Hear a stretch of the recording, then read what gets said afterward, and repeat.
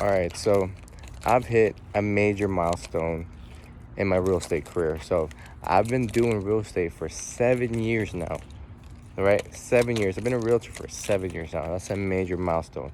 Here are 3 things that I can tell you that can probably, hopefully, help you in your career if you want to start your real estate business, right? So, number one, never count your chickens before they hatch, right? That's very, very true. Meaning, if you have a transaction in contract, you're in escrow, right? And you're thinking, oh my God, I'm gonna get, for example, $5,000 when this closes, right? Don't count it. In your mind, you're already spending the money. Don't do that.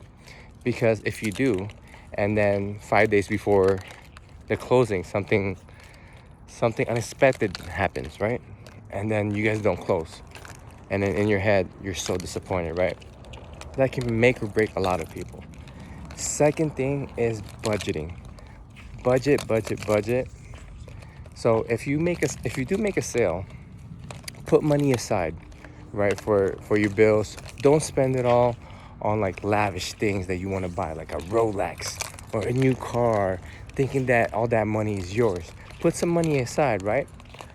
Third thing, it goes hand in hand with the second one. As soon as you get paid, let's say it's $10,000, right? Your first paycheck, second or third, and you get $10,000. Put 30 to 40% of it aside, right? It's because Uncle Sam's gonna be knocking the next year, asking where his money's at, right? He's gonna want his money. So put money aside for taxes.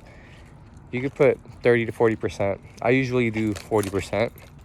So that way, when taxes roll around and I only have to pay 20 to 30%, I have that 10% as if it's my, tax return, right?